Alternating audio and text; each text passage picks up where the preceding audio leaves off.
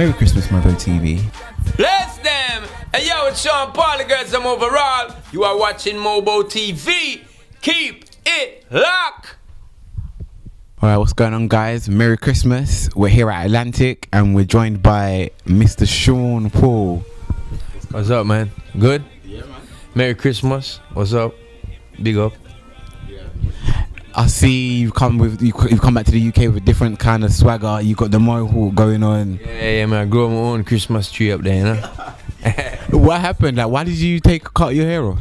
Just feeling free, man. One day I just was like, I'm tired of the braids. Shave off one side, shave off the other side. Looked in the mirror and had a big smile. I was like, yeah, I'm gonna keep that smile there. I like this hairstyle. I don't know. There's a difference, man. I mean, I've had the braids for a while now, so just freeing it up, you know what I mean? Trying to mix it up, change it up for the new face. I'm gonna wear this all my life, but for right now, it's the thing, you know what I mean? Cool. Now, obviously, you've been to the MOBO Awards before. Yeah. What was it like accepting your first award? Big sitting. I mean, to be recognized on the level where people, you know, you're getting awards that you've kind of looked to for a while to say, oh wow, wouldn't that be like nice to be that dude who's getting that award? When that happens to you, it kind of hit you in your face like a cold flask of water, you know what I mean? I'm like, yo, wake up, dude, that for real? You just win that. So I remember it with fun memories, man. I've had quite a few years coming through the UK, and that was one of the bigger years for me. There's 2 times I won awards with MOBO, so very special awards. I have them on my mantle and thing, and yeah, dust them off every now and then and thing. Next to the MTV and BET Awards. Yeah. We're in the middle right there. As soon as everyone walks in, they see it. Man, we're set up. Yeah. You know what I mean? That's good. That's what we want to hear. Now, I heard a story that basically you got pulled up by the police. Yeah. And which time? Which time, you know, like, okay. The one when basically the police officer went through the back, like he didn't know who you was, and you actually had to pull out your MOBO award to be like, look, I'm a MOBO award winning artist. Like, you need to leave me the hell alone. Yeah. Tell her what happened there. No, it's just that you know what I mean, from time to time people kinda so busy in their regular life that them don't notice who them talking to. You know what I mean? So I was like, yo, mate, face it, mate. You know what I mean? Superstar, yeah, I did it. Guys, this guy, like, he's got the English lingo down to a T. Face it, mate. Wait, he's gonna give you guys some more. Just make sure you're watching. Keep it locked. So hold on, man. We still have some more things for you. Now, you recently collaborated with Alexis Jordan and Got to Love You. Like, that track is big. Like, it's all over the radio right now. What was that like working with her? Well, give thanks to the UK fans straight up, because you have to make it a big song. It's a big song already, but y'all appreciate it, so we love that, you know what I mean? The tune came together by me wanting to work with Stargate. They had worked, they had done a rhythm for Neo a couple years ago that I liked, and I was like, yo, that's gonna be that. If I check them, they could make dancehall from their perspective and make it nice and neat, you know what I mean? So they came to me with the track, and the hook was written by Ryan Tedder from One Republic. I was like, yo, that's amazing. I start to spit on it immediately, and I was like, who's gonna do the hook? And them said, we have the perfect girl. So they kind of set up the whole thing. That single is like a collaborative effort, you know what I mean? Ryan Tedder with Stargate, Alexis Jordan, and myself, all helped to make it possible. Okay, cool. Now, your new track, She Doesn't Mind, is out on the 27th of February. Yeah. Now, how do you find it, like, being one of the biggest, you know, reggae acts around at the moment? And, you know, because you actually, for reggae, there's only been like you, Shaggy, that's been able, you know, to take it up to the mainstream and like just introduce it to the whole wide world in a different way. How does it feel being in that position?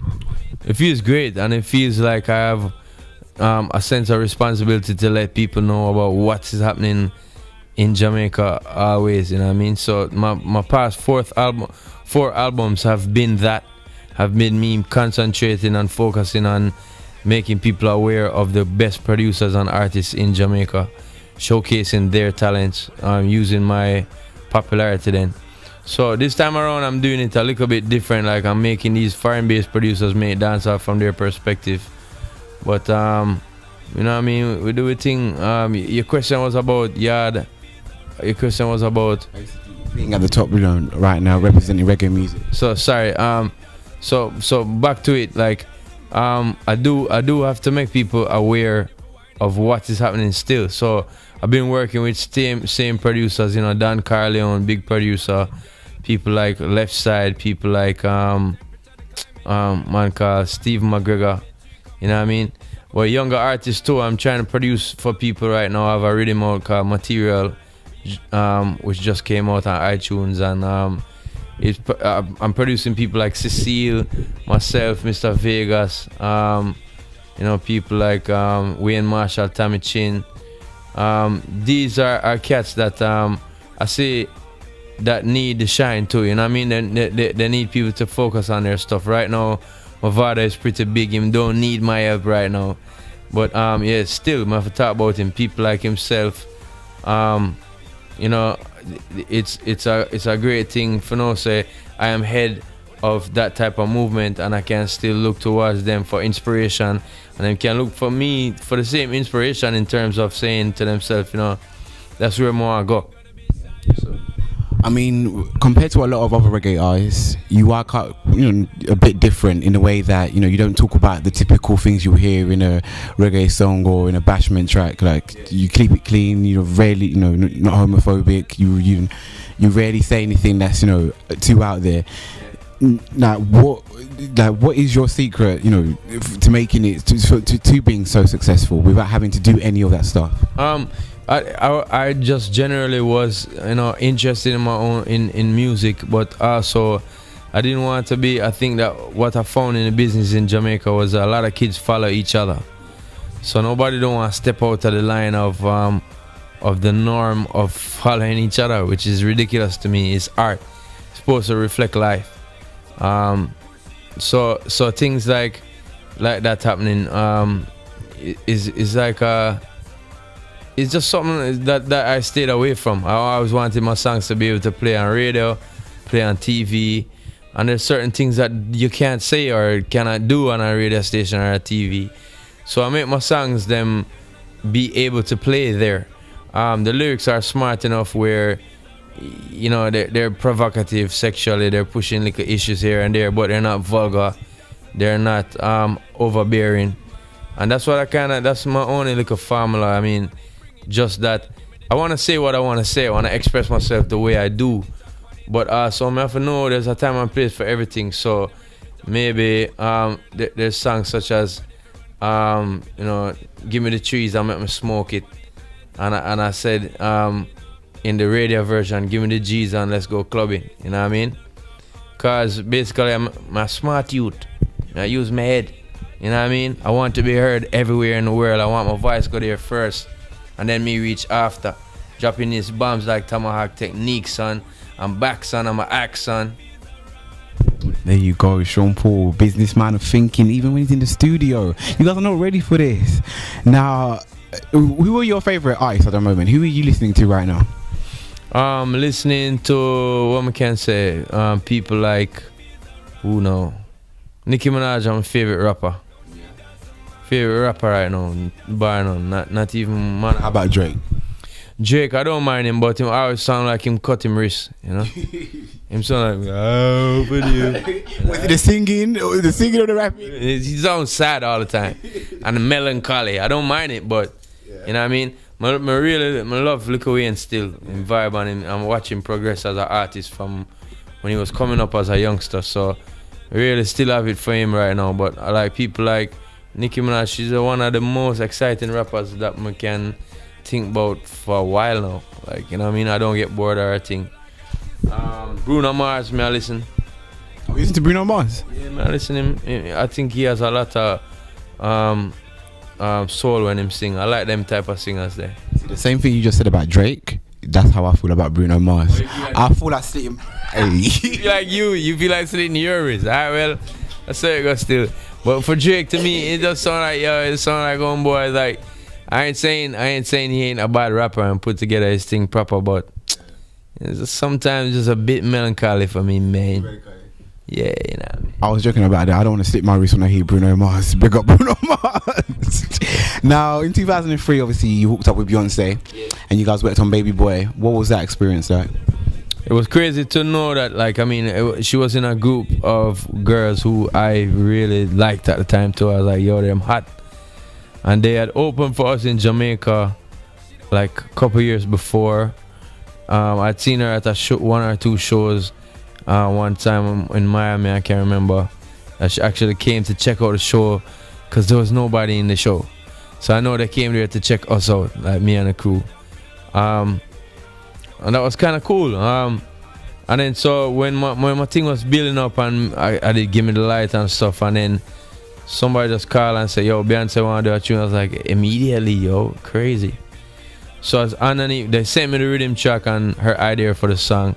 And I was underneath a mango tree in my yard, in my car. And the mango tree is like above the car. And the window is rolled up to like 3/4 way. And the mango dropped out of the wind, out of the tree, hit the window and fell straight in my lap. And I was like, this is a hit song. You know what I mean? Because the mango fell in your lap. Yeah, man, I just a sign from God, man, to eat the mango same time. And I write my hot verse and I was like, boom, boom, bang. Oh. So I wrote my verse and then we shout them back. I was like, yeah, we ready. So them say, yeah, come to Miami. Went to Miami. First thing I realized about her, she have a very particular when it comes on to details. Okay. So she stepped in the room and she's like, hey, what's up, everybody? And she's like, yo, who's that camera? Whose camera is that? And them say, is your record label send the camera? And she said, well, I never sanction it. Tell them to come out. Oh, wow. So it was like, yo, I see her focus from then. Like, she about business. A lot of people come into the studio sometimes. There's another artist there, you know, them try to impress the artist. And she just went straight to business. Yo, cut out that camera there and let me finish this song with Sean. Thank you. And that was kind of cool for me to see that focus there. I kind of saw on her, like I knew she was a superstar from before, but that time is when you really feel it, you know, you're like, yo, she's serious. She work her thing. Other than that, we did a couple shows. There was this big controversy about the song, about different little things going on. I just have to say, big up to Beyonce. She told me too that, you know, rumors follow her and thing, and all of us just bury our head in the work at the time when the rumors was going on and did what we have to do. Song speak for itself. Number 1, 9 weeks on the Billboard chart. It's one of my biggest songs. At the time, it was like, you know, the biggest thing I've ever did. Got me a lot of fans, and I don't regret 1 minute of it, for real. Now talk about rumors. What happened there, like between you and Beyonce? the journalist is coming out of me now because we've heard that, you know, there's more to the story than just the song, you know. And you know, this is a free space. You can talk however you want to. Like, it ain't gonna come out of here, you know. Because we, like, how close were you? Like, how close were you guys? It wasn't nothing to do with what anybody is thinking at all. At all? No, at all. Do you think it? Basically, of course, she's a beautiful woman. But I mean, you know, it's like over the years, people will think what they want to think, and you know, me or her or Jay-Z couldn't have been in every radio station or everybody's household when they were speaking these rumors. So I can lay it to rest on film and say, yeah, no, nothing never happened with me and her, except a great song.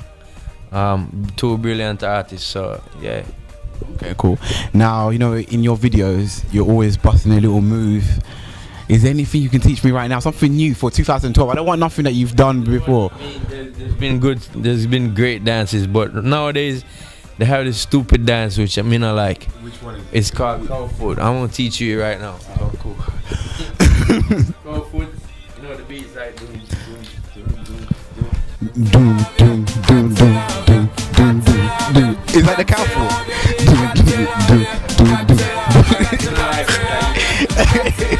There you go. Yeah. Yeah, I like my older dances then. Yeah. You know what I mean? And there's many more dances to come. Believe it, it's dancehall world. The music name dancehall. But right now, you know, if you look to me all the time, Feet here, you can check it out on the internet. Thank you very much for that. I've been trying to learn a few new dance moves for 2012. All right, cool. Now, what is on your Christmas wish list this year? Dancing girls on tables, cognac, a big spliff, and yeah, that's it. I'm sure those things are on many people's lists. Like, I'm sure about that. Now, what do you normally do on Christmas, by the way? Do you normally spend it at home with the family?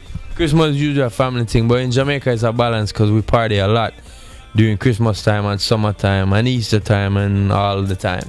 But so it's a balance. Like on Christmas Day, I'll cook with the family. We'll be home, you know, there's a rice and peas, a roast chicken, turkey and ham and one bag of something, you know what I mean, mac and cheese and thing, and we all put together, make a meal, eat, and then like on Christmas, I remember times before, like there was Christmas Eve, you go to church with your family, and then as 12 o'clock pass, now the 1 o'clock it just comes, so boom and go out, you know, you and your friend them. So it's a balance between family and party life. Good stuff. Just got me hungry there talking about macaroni and cheese, man. Gosh. Now, is there anyone that you want to work with at the moment? Yeah, I still like Shakira. I like what she do with her hips. That's a nice thing. Alicia Keys, my love. I'm sorry Bruno Mars make you slit your wrist, but I wouldn't mind doing a tune with him. Who else now? Yeah, whatever. I mean, I just recently did a song with a unknown girl in France named Tal. She's doing her thing. We shot a video for it. Our next unknown little young girl in Jamaica artist, Christine. Her name is Zia Benjamin. Just did a song with her. Those works not really going to come on my album. It's just like stuff I'm doing. So, okay. Now, in 5 years' time, where do you see Mr. Sean Paul being? I don't know. I want to be in music. I want to be more involved with producing people. And so you know, whether I'm still the artist or not, I think I'm going to still remain doing songs for whenever. Probably I'm going to be 50 something or 80 something doing some Christmas tunes with like a walking stick, you know what I mean? I'm going to still be doing it. Which, by the way, we did a Christmas tune this year. So I'm going to have to big up Washroom Entertainment. It's a song featuring Wayne Marshall, Future Fambo, me, Sean Paul, and Charlie Blacks. So it's a Christmas time thing. Check it out. It's all on YouTube. It's all on iTunes too. Zine. Cool. Well, there you have it, guys. We've just been here with Mr. Sean Paul. Once again, Merry Christmas. Remember, Zine. So which.com again? MOBO.com. MOBO.com. Don't forget me. All right.